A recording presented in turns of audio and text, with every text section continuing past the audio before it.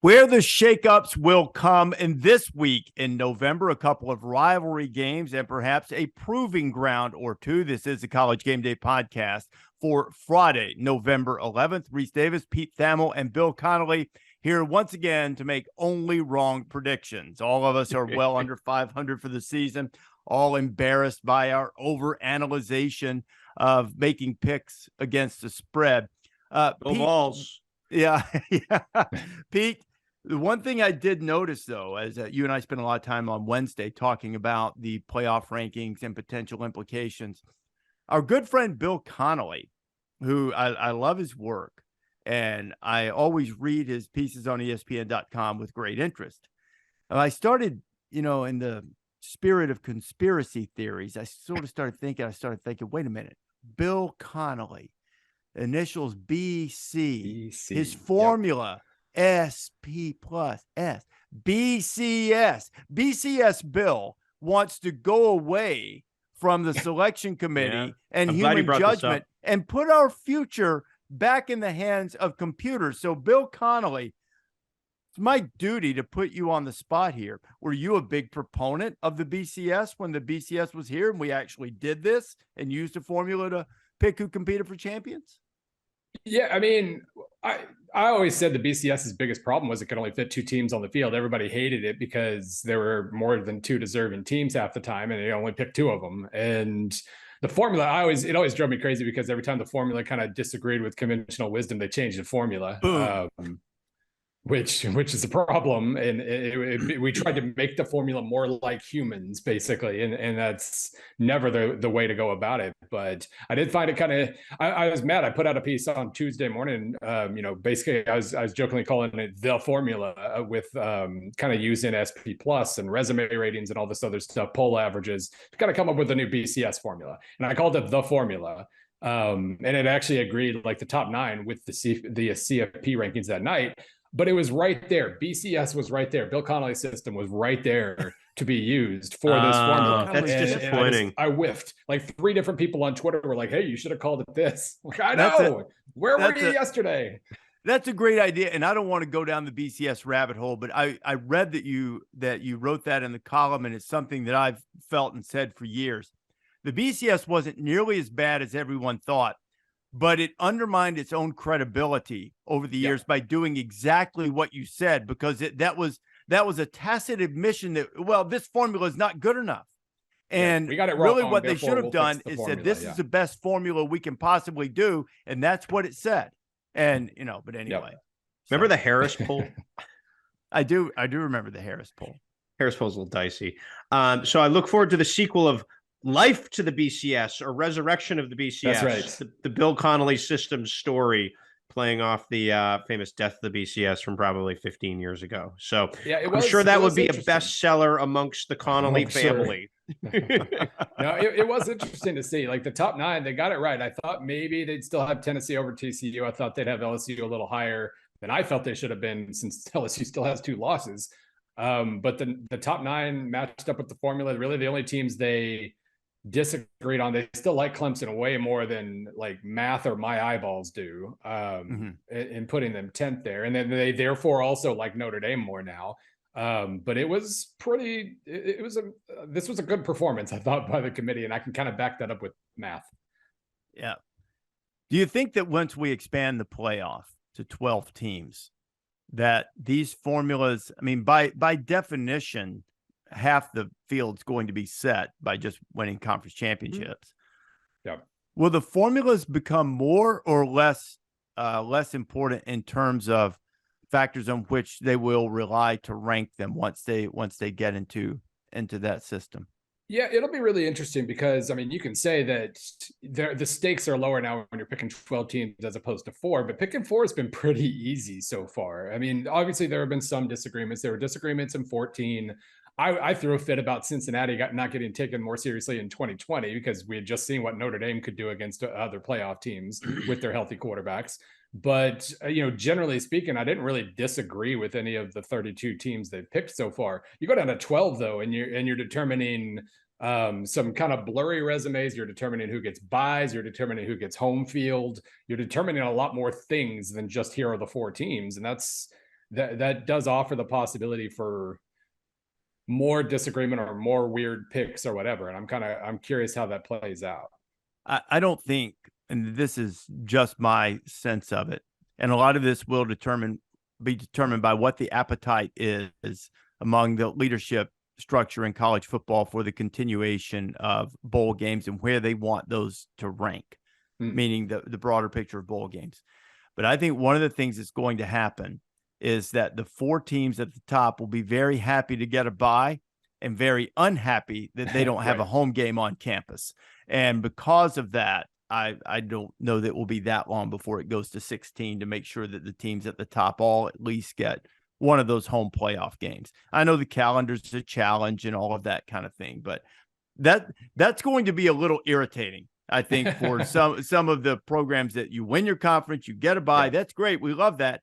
And then we have to go and travel to 3 straight neutral sites while, somebody got a home game. So, and all of the energy that will go along with something like that.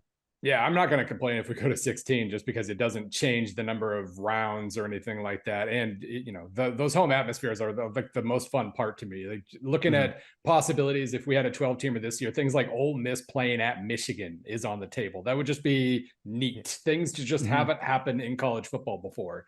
But, TCU playing Oregon on a neutral site or something has happened plenty of times. So that is just from a novelty standpoint, the home game is definitely the most interesting part here.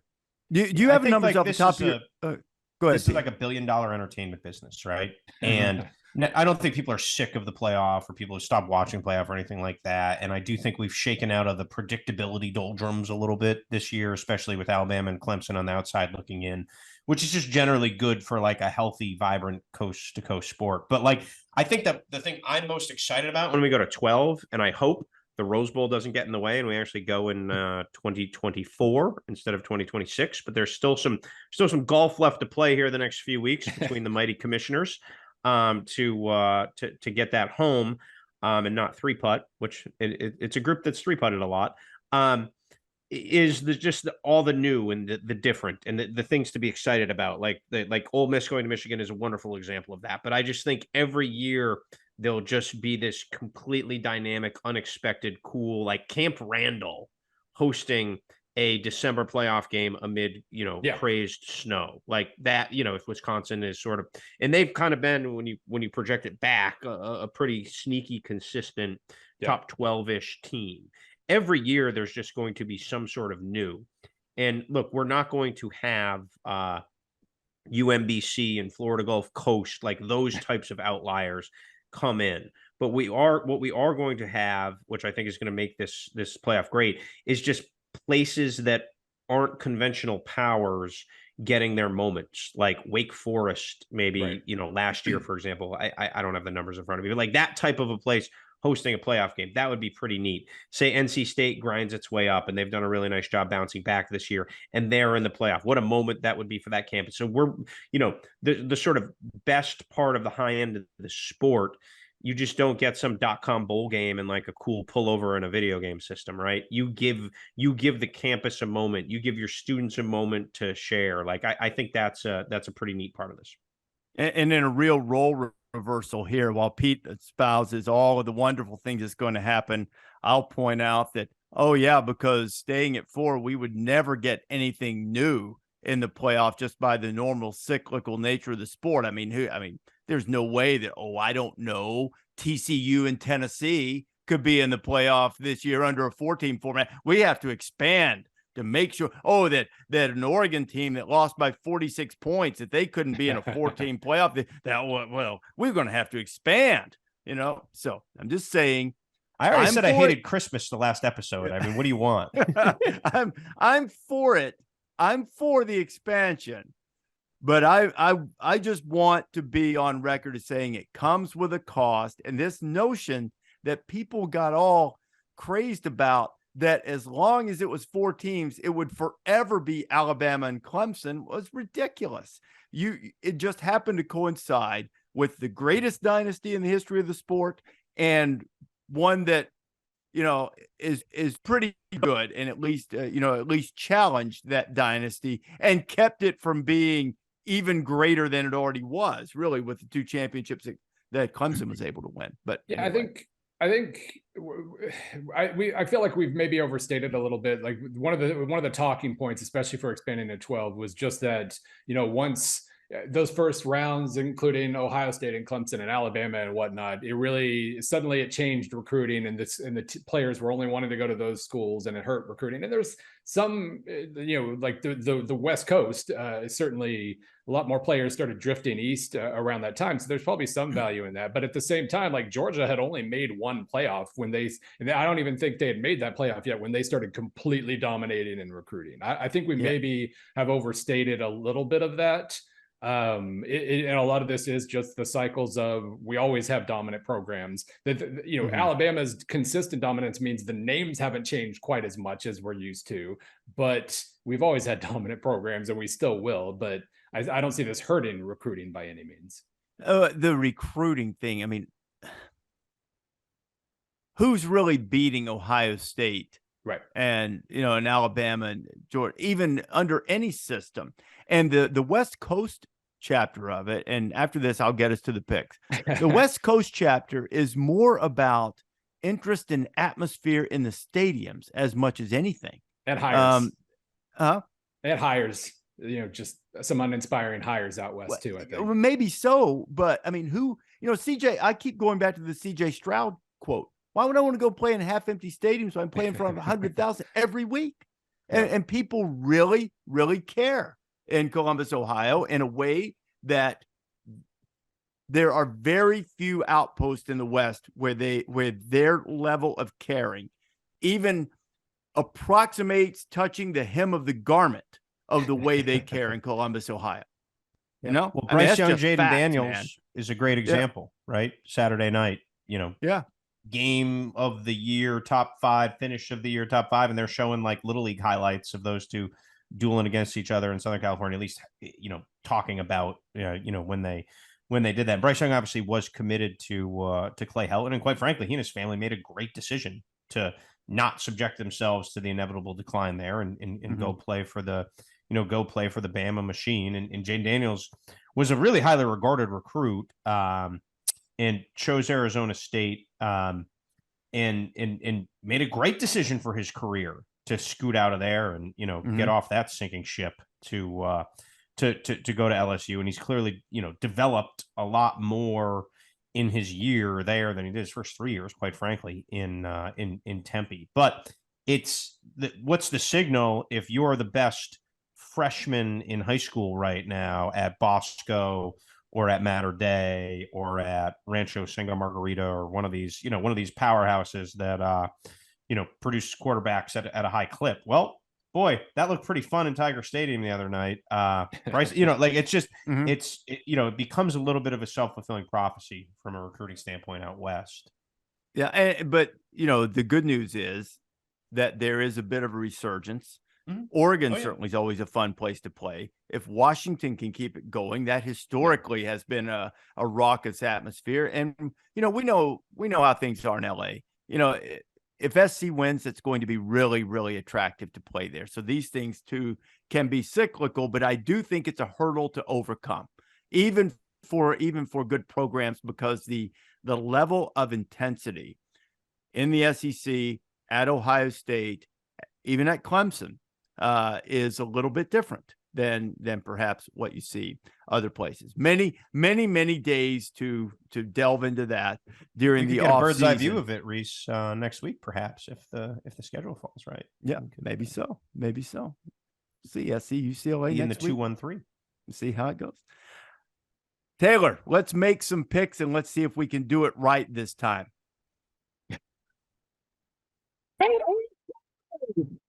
That move sounds like it's really struggling, by the way, Taylor. I could probably get some of Teddy's toys that do a better move. It really sounds like a wounded duck. I know I can never hear it. It always sounds like nothing happened, I mean, I don't want to ruin, there's technical issues involved with the Zoom call. There's a button I could push that could make it sound better. Maybe we can try and tweak that for next week. Or Pete, if you want to take your phone and record a little moo sound from one of Teddy's toys, we could throw that in there as well. That would be very. We have a lot of things that moo around the Thamel household right now, so including me to make him laugh. But we're not going to do that. Ooh, how about I sing "Happy Birthday" to you next week and you moo on the podcast? That would be a birthday gift for all of us, Pete. If you would moo on the. I do a mean moo. Well, if I'm going to moo, I'm going to have Teddy on my lap, and he's going to Okay. smile at my moo because I'm only mooing for baby smiles, man. I ain't doing it for you chuckleheads. Fair enough. Well, again, dear listener, this is the race for the ribeye. The stakes are the stakes. And last week, everyone went 3-4, but everyone nailed their locks, which was a first for the season. So reasons to celebrate there. And we won't divulge the overall records because those aren't really important. But Bill, we'll call him points here. Bill's got 41 points, Rece 39, Pete 38. So, a lot to play for here in the coming weeks. We'll get to the first game here. The East Carolina Purple Pirates heading to Cincinnati. Cincinnati, a 5-point favorite. Cincinnati, and maybe to a certain extent, East Carolina trying to stick around at the top of the conference. And, if Tulane were to slip up. So let's go Rece, Pete, Bill on this one. East Carolina is a tough team to figure sometimes, but they're probably playing their best ball of the season. I think they've won their last 3. They're trying to go for 4 straight, but really they haven't. They pushed Cincinnati in Greenville last year, but they haven't had much success against the Bearcats. I think they've lost 10 of 11. Cincinnati's won 31 in a row at home, something like that. So that's a 5-point spread for the Bearcats. It's a Friday night game. I'm going to say this has really been a season dominated by home teams. So I'm going to say Friday night, Nippert, 5 points. I'll take the Bearcats and lay the 5. I've been impressed with East Carolina this year in a lot of different ways. They had that NC State game to open the season, right? They lost a heartbreaker to Navy in double overtime or early in the year. They've, when they've needed to be authoritative, they've been authoritative with the stinker at Tulane in New Orleans, the only exception. The one thing about Cincinnati this year is that they have lived on the edge. They won at Tulsa by 10. They only beat South Florida by 4. They beat SMU by 2. Cincinnati can win this game, but having conviction that they're going to win it by more than 5 is difficult. So I'm going to take the Pirates and the points, and hope we get a little AAC classic at the Nip. Yeah, so the big number I look at in a given week, my SP Plus ratings screams Cincinnati in this game. Cincinnati by 11. So I'm going to pick them just out of faith there because SP Plus has done a better job of picking games than I have this year. But it is noteworthy that basically every trend points to East Carolina right now. Cincinnati has covered 1/6 of the time this year. They are underachieving. They're underachieving SP Plus projections for that matter. And meanwhile, like you said, 2 weeks ago or 2 games ago, I guess, ECU destroying UCF. That was they produced those results sometimes, but that was their best result in a while. Beating BYU, we're following that up by going out west and beating BYU was impressive. They're a good team. I'm picking Cincinnati, so I don't have to think very hard, but trends point to East Carolina in this game. It's just, 5 points might not be enough still. Should we throw the idea by the listeners that next season, when we do this, and I hope we do this again next season because it's fun, we have SP Plus as its own. We just make a name for him, like Sammy Bag of Donuts, and we put him on the scorecard. At least I wouldn't have to buy him a steak because it's a fake person. That's true. I think we should do that because it would only just remind Bill that he's created this formula that's brought him fame and wealth, and he's still too smart to use it all the time. Yeah, I'd love to know how every time I say, well, I'm going against my numbers on this one, I just assume that those picks are hitting at 10% or so. It's not, I can't imagine it's great.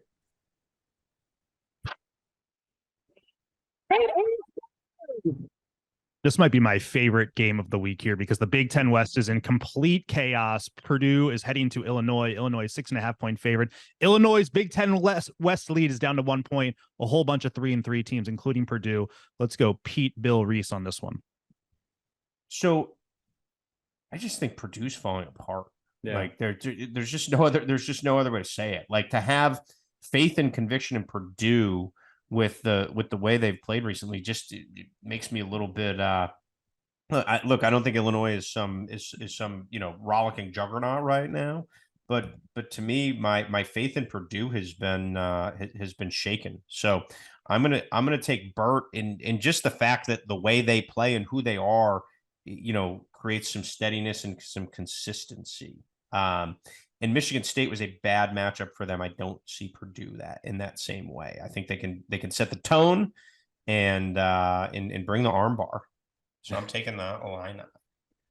Yeah, I mean, Illinois, last week's game reminded us that when you're all on one side of the ball, when you're dominated by one thing or the other, a weak unit can still backfire on you randomly. And the offense not being able to, they moved the ball reasonably well, but they failed in the red zone constantly. They still rank 87th in points allowed per drive, as opposed to 87th in points per drive, first in points allowed per drive. They're still extremely one-dimensional. But yeah, I think at this point, Purdue's been they underachieved against Nebraska, then they underachieved by more against Wisconsin, and then they fell apart against Iowa. It's really hard to have any faith in that regard. This is a huge game because Illinois still holds a bunch of important tiebreakers, and they can probably afford to lose to Michigan. They can't afford to lose to Purdue or Northwestern, though. They gotta see this one through if they want to actually win the Big Ten West, like it's looked like they will for a while. So they have a little more to play for here, and they've just not been falling apart the way Purdue has. So I'm going Illinois. I agree with both of you. I'm going with Illinois too. That was not a good performance by them, but the last time we saw Purdue, weren't they getting run all over by Iowa? Iowa, who has run over no one all year. Now you bring in the nation's leading rusher again. I think Chase Brown has moved back to the top of those. No, I take it back. Still Dwayne McBride, leader among Power 5 rushers, almost 150 yards a game. Probably a little frustrated by what happened last week. Bill, you mentioned the tiebreakers. They haven't lost a game against a division opponent yet. Still have the big game with Michigan coming next week. I'm gonna go with Illinois also, and I will take them to cover the spread against a Purdue team that is fading quickly. Bill, Rece, Pete. It's been funny this week on Twitter. The same thing that happened in 2019. A lot of people are kind of grumbling, interacting with me. Like my little formula still had Alabama in the top 10. SP Plus and FPI still have Alabama in the top 4, I believe. Come on, that's just, they're clearly not that good this year. Yeah, they're still really good. They they still, for all the offensive glitches, they still scored 49 against Tennessee. They still scored 31 with overtime help, obviously, last week. Their upside is still ridiculous. And so, yeah, quick reminder, they're still quite good. But in this case, it's kind of, Ole Miss is good too. You could say they've been kind of trending in the wrong direction a little bit here, especially on offense, but really on both sides of the ball. They've shown a lot more glitches, but coming off a bye week, it just kind of feels like 12 points is a lot to take away from Alabama here. I think SP Plus says something more like Bama by 7 or 8, I believe. Obviously we know what an angry Alabama team can do, but they are glitchy, and Ole Miss is still really, really, really solid. So I'm gonna, foolishly it feels, but I do feel like that line's too high. I'm going Ole Miss. It's not foolish at all, because I haven't seen any indication whatsoever that this Alabama team is angry. They didn't respond the way one would have anticipated after escaping against Texas. They didn't respond the way you would have expected after the loss to Tennessee. I've said on the Monday podcast that Georgia did what Alabama used to do. When someone showed up to challenge them, they hit them in the face with a shovel. Well, Alabama's lost its shovel. They've lost their edge. They're a good team. You're right, man. And Bryce Young is brilliant. Yeah. I mean, he's phenomenal. But their offensive line, gets a bunch of penalties. They, it might have been your numbers, Bill. I don't remember where I saw these. They're like among the bottom 6 or 7 in the country in blown block rates in the running game. They blow blocks, period. Bryce keeps them from having given up a boatload of sacks. They don't catch the ball. The receiver or the defense doesn't stop in big plays. Why in the world, with the way they've played on the road against a good team, which Ole Miss is, why would you lay 2 touchdowns with them? No way. I'll take Ole Miss, and I almost expect Ole Miss to win the game, because when you've played for the stakes that Alabama has forever, and that's gone, man, sometimes it is really hard to keep it together. And while Saban hasn't had a lot of opportunities to do that at Alabama, they did famously respond after that 2010 season and put together a great performance in a bowl game against a pretty good Michigan State team and took them apart. But there were a couple instances early in his career that when all was lost, that the wagons didn't exactly get circled. Utah, that was early in the tenure. I was talking more about LSU. Utah, Oklahoma are two glaring examples of that. Happened a couple of times when he was the head coach at LSU. It's human nature. And, I don't see it. I think if Alabama were going to respond, it already would have. I think this is who they are. They're a talented team. They're capable of beating anybody, but they also have some significant flaws, and they don't play with this. I'm not saying they don't play hard. This is different. They don't play with that same edge that they've always played with, particularly in big road games. I'll take Ole Miss. Well, I need to come back. And I've been skeptical of Alabama on the road all year. Anyone who's listened to our picks would know that. The reason why I think Alabama has a chance to lay the hobnob boot that you've been talking about, Rece, because we're in Georgia. That's only a Georgia Larry Munson thing. I know. I just I think Alabama can win this game authoritatively because Ole Miss is a one-trick pony and Saban can stop your trick, right? Ole Miss is the nation's 3rd best rushing offense, and their passing offense is pretty pedestrian. They're a little bit limited, and I feel like the teams that have threatened Alabama have been able to press them. We obviously stood there and watched it in Knoxville for 4 hours that day. So I do think human nature comes into play here, and I think Alabama responds. I think they're more talented than they played this year, quite frankly, and I think they're right now at a crossroads, and I have a hard time seeing that program turtle. So I think they bow up on defense, they stop the run, they handle the environment at the Grove, and they win authoritatively. So I'm going to say Roll Tide roll with Bryce Young, throwing for 4 bills. Just I don't know to who.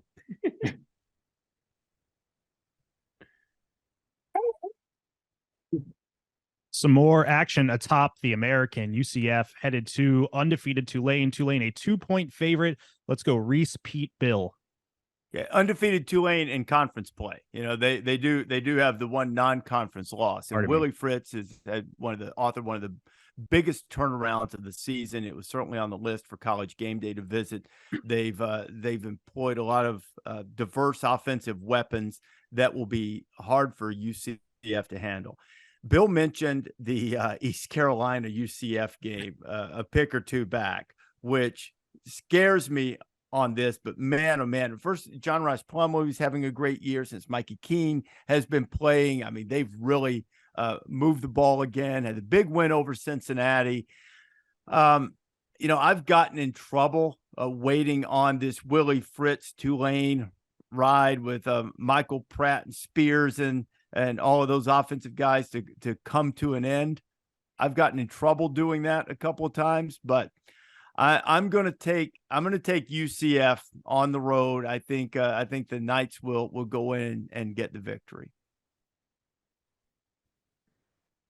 Well, I think Tulane DC Chris Hampton should be in one of the Broyles finalists. Tulane's defense was just atrocious last year. It was 102nd in the country in total defense. They gave up 429 yards a game.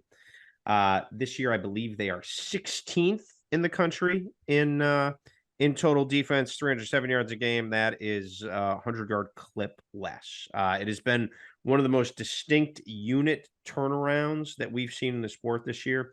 And I really feel like with where UCF's offense is right now, Tulane can come in what I hope is a rabid environment at Yulman Stadium. Like this is arguably the biggest home game Tulane has played since they've left the Superdome. And quite frankly, they didn't play a lot of big home games in the Superdome. So I feel like New Orleans is a pro town, but it shows up for a party, and I feel like it could be a good party. So I'm gonna pick the green wave to keep rolling.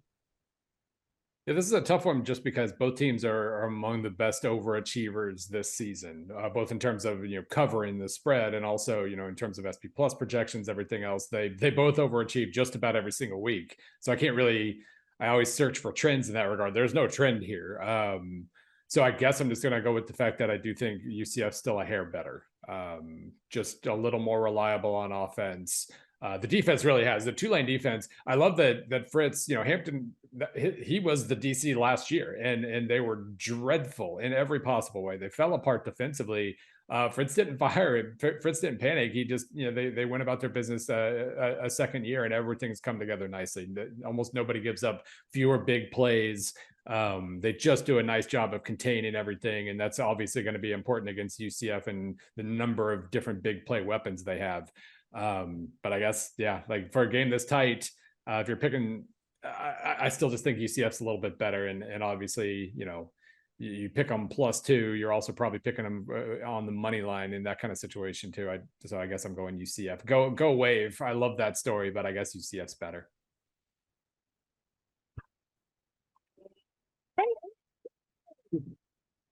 More 3-3 in conference play teams. Wisconsin, a 1.5 point favorite heading to Iowa. Both teams acquitted themselves decently last week, so should be interesting. Let's go Pete, Bill, Rece.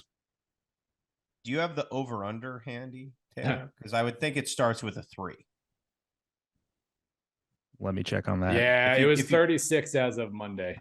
36. Oh, never change Big Ten West. Actually change. I don't have a ton of conviction other than that this game is going to be some version of a mud fight between sumo wrestlers. And when mud fighting between sumo wrestlers go with the hot team, which is Iowa, I mean, look, they're now the 129th offense in the country, up from 131st. Ever since Pat McAfee called for Kirk Ferentz to fire Brian Ferentz, the Hawkeyes have caught fire. I say that in jest, but give them credit, right? I mean, everybody bagged on Iowa for about a month, and here they are, just being Iowa again with a path to finish strong and maybe end up in that Big Ten title game again. It's not a sure thing, but they are certainly in the thicket of it. They close Wisconsin at Minnesota, who they've had a lot of success against, and then they have obviously Nebraska at home. So I am not going to go away from the hot hand, and they look like they found some identity in the run game. It's obviously going to be a lot harder to do against Wisconsin than Purdue. So enjoy your field goals and your punts, and take your Hawkeyes. Yeah, before the Northwestern game 2 weeks ago, Iowa had averaged over 6 yards per play once in 22 games. 6 yards, I mean, that's pretty good, but it's certainly, it's above average basically in college football, maybe slightly more than that. But they never showed any promise whatsoever. They've done it 2 straight weeks now. 6.1 against Northwestern, 6.5 against Purdue, and Purdue's defense had earlier in the year at least had been pretty solid. So it does feel like they're trending in the right direction. It feels like Wisconsin's trending in the right direction, both with what they did against Purdue, scoring 35 points, and then, holding Maryland to only 10. Both of those are pretty solid accomplishments. So it does, the early season still gave Illinois the overall edge in the division, but you do figure if Illinois slips up here, either against Purdue or Northwestern, this game means a whole heck of a lot. So, I'm looking forward to this a lot more than I was a month ago. It's still going to be a rock fight, but it might be a little more high quality rock fight. I guess in the end, it's kind of the same deal. When the line's that close to even, go with the team you think's better. And I think that's Iowa right now because their defense has been a little better than Wisconsin's this year. It's it's going to be a lot harder. It's going to be hard for either one of these teams to run, but I guess Iowa's better because their defense has still been overall quite lovely this season. What are good rocks for a rock fight, Bill? Is there like a granite or a slate, or do you have one that's got some a little pointed, that causes a little bit extra damage. You don't want it too smooth. There will be nothing smooth about this game offensively, but there will be two really good defenses out there. I've had a lot of fun at Iowa's expense, and I want to, that was a really strong performance against Purdue. Caleb Johnson, a freshman, going for 200 yards. I hate to default to this, but I have our ace researcher, Marissa Dowling, looking at quality road wins across the board and for elite teams. And these two teams aren't elite teams. But it seems to me that the great football philosopher David Pollack has been on to something this year, that the hardest thing to do is win on the road. And I ordinarily would probably go with Wisconsin because they probably have a little bit better quarterback play, even though, I know Mertz has been erratic. But I'm going to go with Iowa. I think they've found a little rhythm. I think they'll be able to run it enough. They'll probably kick one more field goal. I'm expecting an odd score. It'll be something like I don't know, 19, 15 or 15-11 or something like that. There might be an 11 involved in the score, but I'm gonna go with the Hawkeyes. Hawkeyes getting a point at home. Might as well take any little point you can get a game that is likely to be very low scoring. When Wisconsin wins 31-0, I look forward to the group text on Saturday. Yeah, I know, exactly. How we should have known. There's Jim Leonard. Hire that man. Oh yeah, that would absolutely get him hired for sure. No, this feels like an 11er game if ever one existed.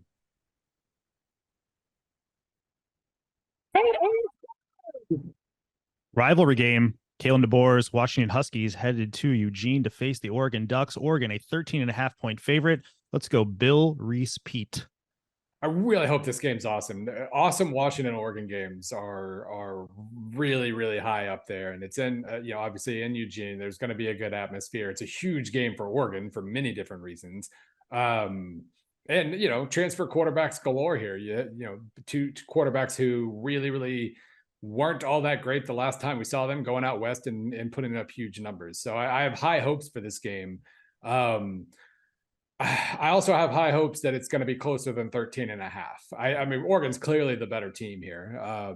Their defense, well, I can't really say too many good things about either one of their defenses, but Oregon's averages have at least been brought down a little bit by Georgia. So I think, maybe there's an advantage there. And what we saw last week with Washington, the weather wasn't quite as bad as we heard it might be for Washington, Oregon State on Friday night, and Washington still kind of struggled here and there to move the ball. I guess I trust Oregon to win, but I'm just going to go on the faith that 13.5 points is too many. So give me a really, really fun mid-afternoon game at Autzen there. Hopefully, Oregon will win, but hopefully it's by like 8-10 instead. I'm really tempted to do the same, Bill, because I'm hopeful as well. The history of this rivalry is much richer than maybe people who aren't in the Pacific Northwest realize. Dating back, Bill loves it. Pete loves it when I go down memory lane or drop historical things. Nike co-founder Bill Bowerman once returned a punt 87 yards for a touchdown, and legend has it that the track coach, Bill Hayward, at the time, who I believe the track field is still named after him there, was running alongside of him, reminding him to keep his knees high in that game in the 30s when the Ducks won it. I referenced on Wednesday the Rose Bowl controversy from the 40s, and then the Kenny Wheaton, the pick. And there's a lot of disdain and outright contempt historically between these two programs.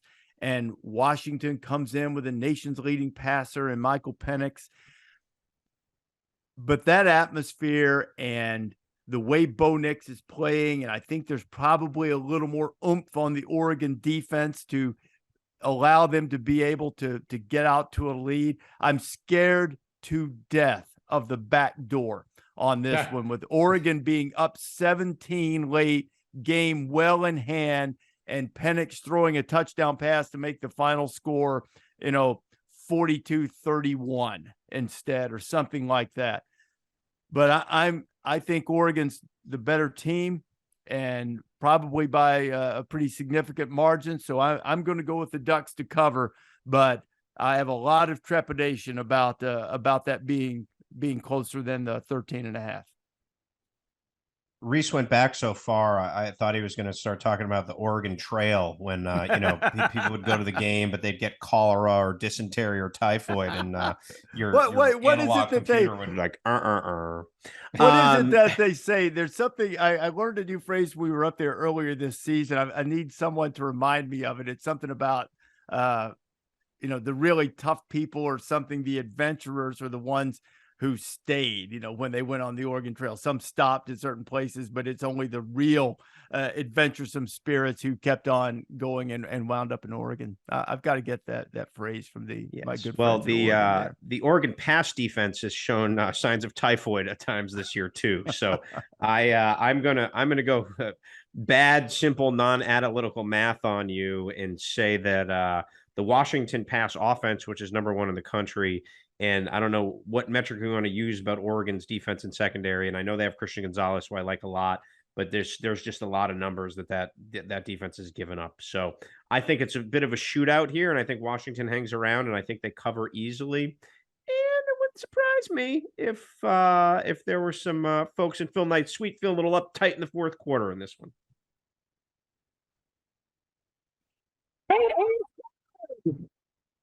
Next up, Kansas State at Baylor. Baylor, a 2.5-point favorite. Let's go Rece, Pete, Bill. I think Baylor's hitting its stride right now. I think Baylor has designs on earning its way back into the Big 12 title game. That was a really good win for Texas at Kansas State on Saturday night. The one thing that I was very sorry to see about that was the way it ended with an Adrian Martinez fumble, because he had avoided those types of things for the vast majority of the year. So, I was sorry to see that. I've been really high on Kansas State all season, even into the preseason. But, I think Baylor is starting to sense the potential to get back to the Big 12 championship game and maybe even win the thing. They've got TCU coming up after this as a big 2-game homestand here for the Bears coming down the stretch. So it's only a 2.5-point spread. And while certainly, Baylor has been vulnerable at times, there have been times they've given up boatloads of yards and points, and Kansas State is capable of doing that to you, whether, no matter which quarterback is running the show.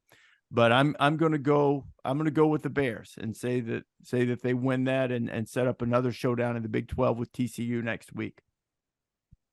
So it's interesting, some of the stuff I read out of Manhattan this week, that Will Howard, the intention all season was to redshirt Will Howard. He never took any mop-up duty early in the year, so they're trying to keep him below the 4-game threshold in order to do that.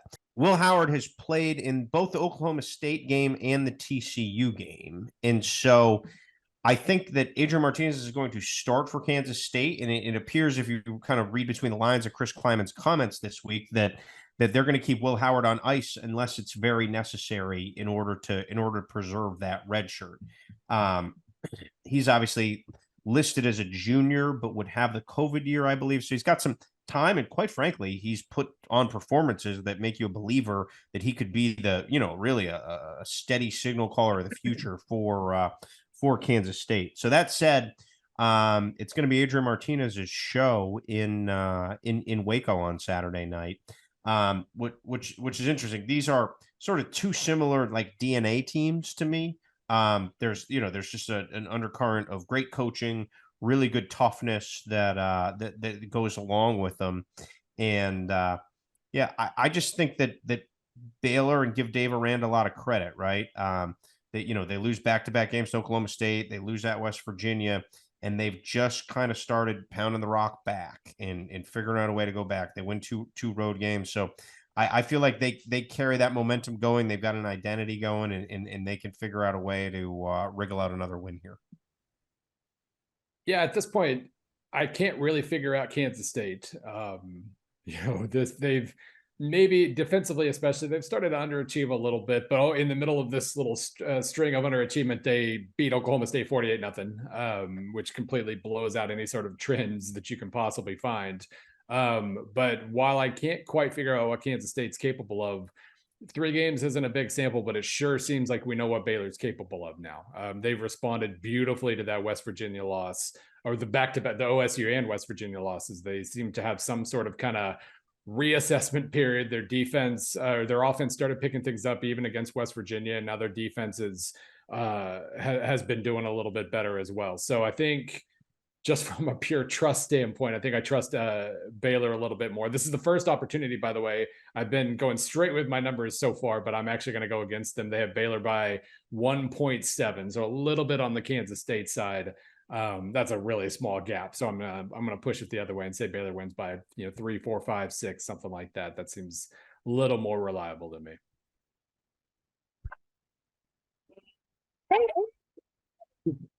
Interesting game here. North Carolina with 1 loss heading to Wake Forest. Wake Forest is a 3.5-point favorite on a 2-game skid. Let's go Pete, Bill, Rece. You're muted. I hate picking North Carolina. I think I made that pretty clear throughout the season when we've seen them. They have a sort of offense that works in these like starbursts and then naps. They have a defense that is pretty much just napped all season. They are I don't know what the numbers say to them, but to me, they are just sort of one of the most like fitful and weird programs to come along. I think the over-under number would be look a lot different in this game than it did in our friends in Iowa City. I would think there's going to be a ton of points scored because both these defenses have been fairly overmatched this season. Wake's is better than last year, but still hasn't been great. It's been such a weird, atypical Wake Forest slide. That third quarter against Louisville might be one of the weirdest quarters of the entire season. I believe they had 6 turnovers in one quarter, which is like logistically really nearly impossible to do. Is that the first time a team's turned the ball over 6 times in a quarter, Bill? Did you? I'm trying to remember now. People were talking about. There were tidbits about it. It was either 6 or 7, and it had been a long time. It had happened before, but it had been quite a long time. Cumberland did against Georgia Tech in that game. Georgia Tech scored 241, right? All that said, I just think I got to take North Carolina here, even though it's a sucker line. I just really feel like Drake May is playing as well as anyone in the country. Josh Downs is pushing himself into becoming a first-round pick in the conversation, and I just think the skill and the speed of Carolina's offense is eventually going to wear down Wake and allow them to win. But that said, that Gene Chizik defense is just so awful, and it's an unconventional scheme that nobody's ever seen, so he clearly hasn't. I just, I don't feel I would, if I was ever dumb enough to bet my own money on my bad picks, this would be the single last game I would pick this week. Yeah, well, first I should say, I mean, SP Plus has Wake Forest by 2, so really close to the line, a little bit on the North Carolina side, not a lot to go with there, but I guess I'm going to use that as an excuse to pick North Carolina. I do that defense against what we know the Wake offense can be. Just seems like this is both of these teams seem destined for 40-something points, and it becomes kind of a toss-up situation. So I guess go with the team that's at least getting, if they lose by 3, they cover. So I guess that's enough for me to take North Carolina. I wish I understood Wake's recent slide, though. I mean, you can say it was a couple bad road games. Now they're back at home where they score 40 plus every game. Everything's going to be fine. But the turnovers obviously were just the biggest self-destruction I've seen all year against Louisville, and against NC State. Even against a good NC State defense, I expected to see a little bit more from them. So yeah, I not understanding that exactly why they started to slide like that, and then getting the 3.5. I'm going North Carolina. And both of you guys picking North Carolina makes me want to pick Wake Forest badly. And Sam Hartman has been personally responsible for 9 turnovers in the last 2 games, 6 interceptions, 3 fumbles, all the fumbles against Louisville. That seems to me, because as good as he's been in his career, an aberration that certainly has to stop. Well, actually, it will stop because North Carolina's defense made Virginia's offense look good, and even let the Cavaliers stick around and stay in the game. So Hartman will get well against the Carolina defense. They'll put up a ton of numbers. And because you guys both begrudgingly picked Carolina, I know that I should pick Wake Forest. But for the people out there listening and watching, find you a sportscaster that loves somebody and loves you the way RD loves Drake May. So, I mean, I am not quite yet as a young quarterback to the level of Andrew Luck quarterback crush on him, but which I had from almost the second that Andrew Luck stepped on the field against Wake Forest in that first game that he played for Stanford. This dude is legit. And I mean, the numbers bear it out. He's right there with CJ Stroud and touchdown passes, efficiency, 300-yard games. He's a dual threat. I mean, scares me to death that you guys begrudgingly took Carolina. I know Wake Forest is due to play back to its normal capabilities as opposed to what it has done the last 2 games. And I know that Carolina's defense stinks. And I know I should pick Wake Forest, but I can't do it while 10 and Carolina Blues on the other side. I'll take the Tar Heels too. Chiswick's really helped Drake May too, because he just keeps giving him the ball back so fast. So he's really accentuated that rise. I look forward to the segments next year when Gene's back with us with you and Gene. I mean, the numbers are the numbers, man. I know, no doubt. You don't need your bits of Chisdom to break those down. Oh my goodness! Yeah, I mean, at the end of the day, it says a lot about Drake May that they are 8-1 with that defense. Like strength of schedule, all these other things, that's fine, but they're 8-1 with that defense. Yeah, that's the thing, Bill. That's a great point, because I think it's really easy to say, well, they're 8-1 against the ACC, and they played Notre Dame and they got beaten up. Not that Notre Dame's great, but they're capable despite a couple of face plants in their own right. But there were plenty of opportunities to lose some games, and they didn't. Other ones, I mean, other than the Notre Dame game. So they deserve credit for that, even if the ACC is not exactly a murderer's row schedule-wise. They're 122nd in total defense. That's out of 131 teams, so that's not very good, is it? No, I see 1, 2, 3, 4, 5 categories in a row, including scoring defense, where they're ranked in the hundreds. And third down conversion percentage defense. So that's 6. So now, here's something I like to look at. When you find a stat like that, look at all of the bad teams around them and then try to find the outlier. Oklahoma State's around them, and they were a good team that sort of turned bad the last couple of weeks, but you're talking about pretty distinctly, by the way, pretty stunning that they've just fallen. Now they've had some injuries and but whew, man, that has been a heel turn. And they've done that. They haven't played a single, looking at opposing SP Plus ratings here, they haven't played a single top 30 offense in SP Plus. App State's the best offense they've played. Carolina, yeah. Who's the best offense? Boy. App State and Pitt are the 2 best offenses they've played. Well, now we know why Wake's favored. Yep. Now we do for sure. The defensive, they're down there with, there are other teams. There are some teams that have had decent seasons, but they're ranked, a couple spots above Vandy and Colorado, South Florida, and Charlotte. Charlotte's dead last. They're not playing a lot of defense in certain parts of the state of North Carolina, anyway, at least not in Charlotte and in Chapel Hill.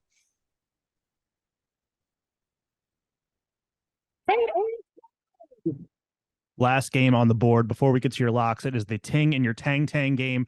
College Game Day will be in Austin as TCU comes in. Texas, a 7-point favorite. Let's go Bill, Rece, Pete. It is funny, just the stepping back and realizing that the top 4 team, the top 4 unbeaten team is a 7-point underdog to a 3-loss team this late in the year. It's kind of not how things are supposed to work. I did appreciate, by the way, Texas. I had to kind of stand up for the advanced stats last week. All of them love Texas. I appreciated them then backing that up by actually beating Kansas State and living up to projections to some degree. I get that Texas is favored, and I kind of understand why. I just think 7's too much. SP Plus says Texas by 4.8. I could live with a line between about 3 and 5. That feels like I don't know which way I'd go in that case, but 7's just a lot. And what we've seen from Texas, they have actually won. Good for them. They're now up to, I believe, 4 and 8 under Steve Sarkisian in 1-score games. They've won 2 of them this year, but one of them was against Iowa State, which is every bit as bad as they are. The other was unfortunately against Adrian Martinez, who has his own close game travails. So if it's close, I do think you start to swing pretty hard in TCU's direction. And I'm going to pick TCU because of that. But Texas is, I at least know why they're favored here. They're still a very, very good football team. I'm going to go with TCU too, an undefeated team getting a touchdown, even on the road with all the difficulties high-level teams have had pulling off big road wins.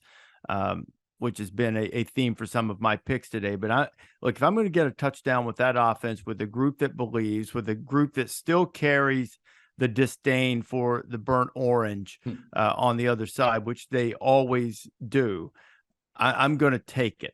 Now, there are so many interesting subplots in this, from Pete's guy, Quentin Johnston, who was committed to go to Texas and ended up going to TCU. All of these guys, for the most part, virtually all of these guys are Gary Patterson guys, at least in terms of recruits.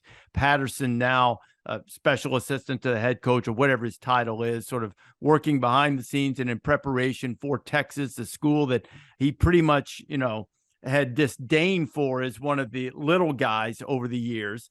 Now he's plotting to derail the best season TCU has had, or best start they've had, since he himself was the head coach, whether you wanted 2014 or I think they're 9-0 for the first time since his Rose Bowl championship season in 2010.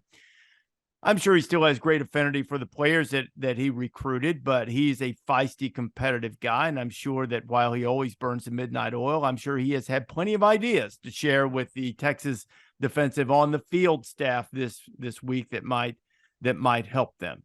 And I'm sure it will be a little tougher in some respects than one might have imagined based on the way Texas has played defense up to this point.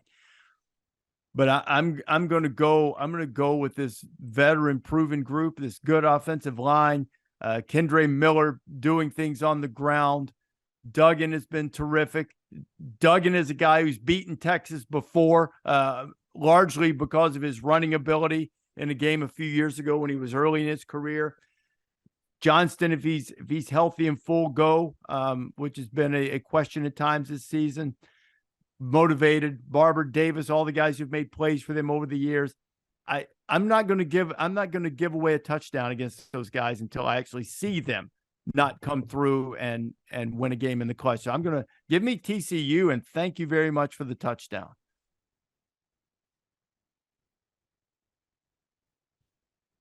I like the Horns.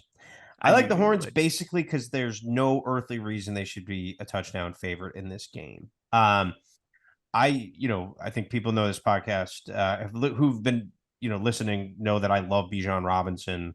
I've actually said I feel like Bijan Robinson's career has been somewhat wasted. Because I feel like it'll be like when Alvin Kamara is in the NFL and people are like, wait a minute, why wasn't he like bigger star in college? Bijan Robinson, I feel like with a big, rabid, primetime home game, this is the time when Sark just like rides him, takes a little juice out of that TCU offense. I'll be very curious, Rece. I thought the crowd at Texas for the Bama game was as good as any Texas crowd I'd seen. Bit of a wine and cheese crowd. I've been there a lot of stale days. I really thought it was juiced up that day. Now, that was obviously Bama, noon kickoff.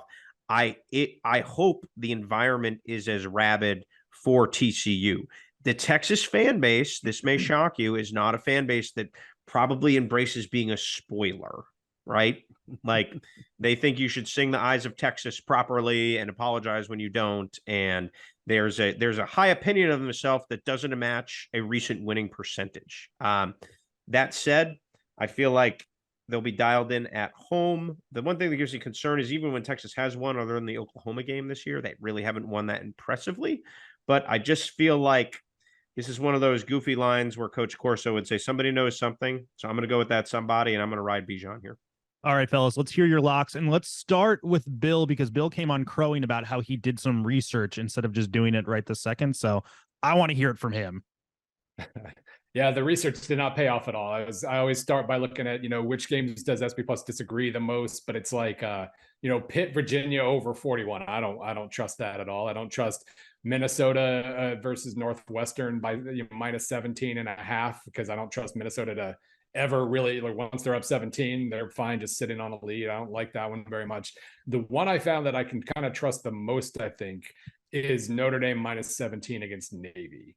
Obviously 17's a lot, especially for a team that has looked as bad as Notre Dame has at times this year, but they really seem to, like, I was saying Baylor responded well to a pretty bad loss to West Virginia. Notre Dame has responded extremely well to that Stanford loss. They handled their business early against UNLV and cruised, and then they've just looked good. Really, first time all year they've looked legitimately good these last North Carolina. Sorry, they did beat North Carolina too.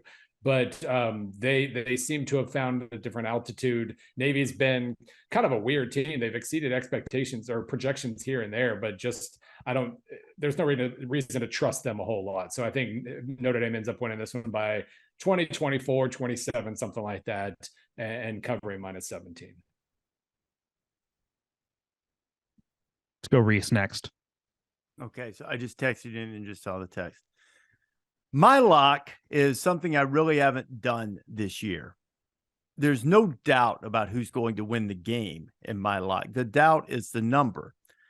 Ohio State is handing 40 to Indiana at home, and I'm laying them and laughing. Indiana's defensive numbers are way down in the hundreds, pass defense, total defense, but that's not the reason. The reason is because of what happened last week. The Buckeyes were playing in horrible weather. CJ Stroud really couldn't get the passing game going. It made the numbers take a hit. And even on a day when Hendon Hooker's Heisman candidacy took a step back, Stroud wasn't able to put up those kind of numbers. And it's kind of left you with this idea of, wow, who's going to win the Heisman? I'm not saying that that's part of the game plan, but I do think that 21 points against Northwestern is probably plenty of motivation for the Buckeyes to want to flex some muscle on Saturday.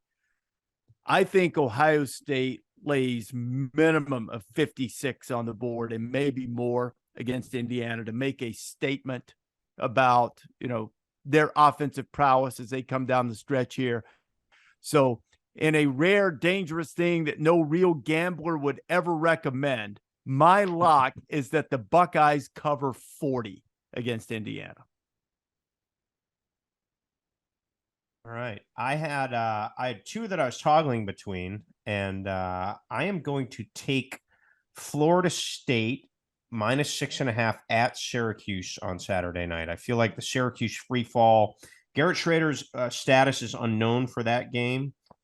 Garrett Williams, their top corner, is out for the year with an ACL. And I just feel like the juice has been squeezed from that Syracuse run, and you could sort of feel the momentum going away. I think Florida State is a distinctly more talented program, and I feel like they're going to go into the Dome motivated. Both are 6-3, and Syracuse is ranked, but it just feels a lot different for Florida State. So I'm going to take the Seminoles on a Saturday night in the Dome to roll big. I like that. Going to be another FSU. Oh, you like FSU? Yeah, I think. I mean, 2 straight weeks now they have taken on teams that didn't have a lot to play for and absolutely destroyed them. And suddenly Syracuse doesn't have much to play for either. Trends this time of year. There are only two types of teams this time of year: teams that are playing for something and teams that are playing to ruin something for someone else. And if you've lost hope sometimes of doing that, it's hard to find that motivation. Looking forward to another Wazoo, Bill. That was my other one I was thinking about, with Arizona Wazoo? State having nothing to play for going up there. Well, that their new quarterback Bourget, kind of. I mean, they still don't have anything to play for, but they seem to enjoy moving the ball around a little bit. Yeah, so that one that's could be kind of weird. But Wazoo's defense has been just trending straight up recently. They've been looking really, really good. So you don't. So you're not believing in Stanford or anything. Stanford going into Utah. That's a 24-point spread. Yeah. The only thing I'd be hesitant there is Utah is happy to win by 17. You know. Yeah. Yeah, man. What in the world are they going to do to get that going at Stanford? Gracious. But they won at Notre Dame. I mean, which that shows you that if nothing else underscores the bizarre nature of this season. Not that Clemson's been the juggernaut that it typically has been, but they go and get their doors blown off in a place where Marshall and Stanford, Marshall's not bad. They've had some issues since that game, but Marshall and Stanford went in there and won, and Clemson went in and didn't come close to winning. So the fact that Notre Dame has blown out both of the likely ACC championship participants is kind of telling, I think, about the ACC this year. Do you think if Jim Phillips sent Notre Dame like an ACC championship trophy, if Clemson and Carolina do play in the championship game, that it would entice the Irish to join them as a full-fledged member? Oh, I think 2020, the way that all played out, if they didn't take the bait after that, I don't think they're taking that bait. Yeah, I've got a better chance of being on GQ's best dressed list than the Irish to going to the old ACC. Would you be wearing your boggin on the? I'd wear a boggin. There's no doubt, man. Get used to them. Once winter comes, man, the winter hats are in. Let's ask Bill that. Bill, on Wednesday, Pete and I were talking about his fondness for, as he calls them, winter hats. What did you call the type of headgear that Thamel's wearing right now when you were growing up, when you were a kid? Either stocking cap or beanie. Stocking cap. We'll That's another one. Yeah. Did you? I don't know if Pete said that. I told him that growing up, and I have no idea why, but we called it a boggin. Mm-hmm. I've heard of that. Yeah. Have you really? I just go with the straight hood generally for like the next 5 months instead of the hat. Fair. Keeps your ears warm in Como. That's right. There you go, gentlemen. It'll be a great weekend. Hope the picks go better than they have. At least it's fun to talk about for sure. This has been the College Game Day podcast. Download wherever it is that you like to get your podcast. Thanks for watching ESPN on YouTube. For live streaming sports and premium content, subscribe to ESPN+.